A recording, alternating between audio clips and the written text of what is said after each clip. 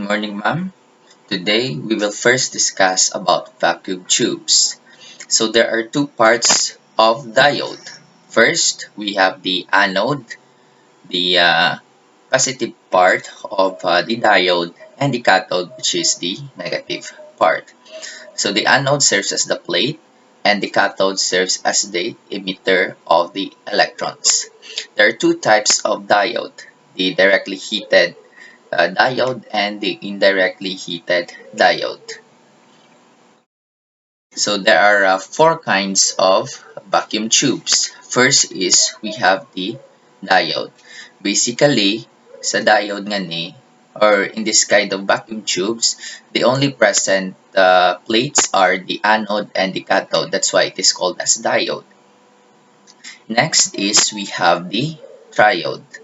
For the triode, there is a control grid inserted between the anode and the cathode. So the purpose of this control grid is to control the flow of electrons. So if we will make this control grid a negative, there is no electron flow. But if we're going to make it negative, then there is an electron flow. The third one is the tetrode. Tetrode means four plates, and there is a screen grid inserted between the control grid and the anode. So the purpose of this screen grid is that it lowers the electrode capacitance or the electrode's capacity between the control grid and the anode. So the last kind of vacuum tube is the pentode, wherein there is a suppressor grid inserted between the screen grid and the anode. So the purpose of this suppressor grid is to minimize the secondary emission. So this is an example of a diode. We have the positive plate, which is the anode, and the negative plate, which is the cathode. And this is also an example of an indirectly heated diode. And this is the symbol, or this is the figure when the cathode is directly heated. This is an example of a triode uh, wherein there is a control grid inserted between the anode and the cathode. This is the tetrode and the pentode. So semiconductors for electronics. Sorry, for electronics like our cars, it is very important to know what are semiconductors. So semiconductors lies between the conductors and the insulators. There, which means it can be a best insulator or it can be a best conductor, and this varies and this varies through manipulation of temperature and light. So the common types of semiconductors are silicon, germanium, and gallium arsenide. But when using it on electronics, it is very important to add impurities on it. That process is called doping. For a common metal and for a common element rather that is added in this semiconductors, which are the phosphorus, which have which has 5 valence electron, and boron, which has 3 valence electron.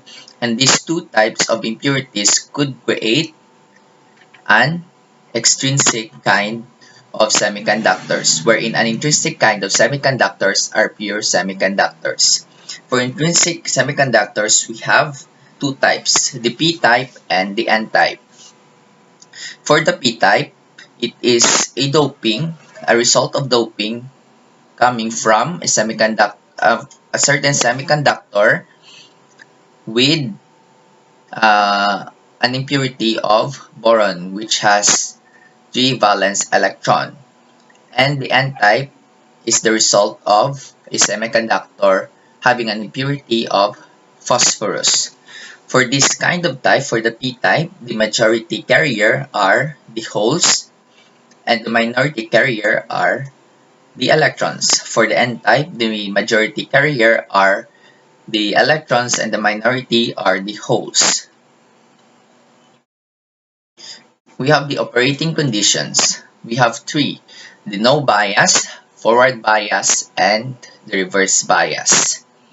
For the no bias, there is no voltage acting, or there is no voltage acting on the diode, or there is a zero voltage on the diode.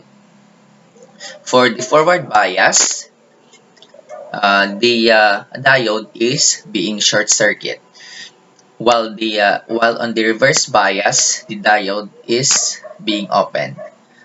Let's take a look at this example. We have a 3-volt as a voltage source, a silicon diode, and a resistance. So we are tasked to find the current at the diode. So the voltage at the resistance is equal to the voltage source minus the voltage to be consumed by the silicon, which is 0.7. For the silicon, it is 0.7 volts. So we have a total of 5.3 volts. So to find the current acting the on the diode, we should use Ohm's law. So VR over R is equals to 5.3 volts over the resistor, which we have 5.3 milliamperes. So this is an example of a forward bias operating condition. For the second example, we have the reverse bias. So basically, as our diode is being opened, there is no current flowing. There is no current flowing on this resistor. Therefore, the current is equals to 0. Diode equivalent circuit. We have three: the piecewise linear equivalent, the simplified equivalent, and the ideal equivalent.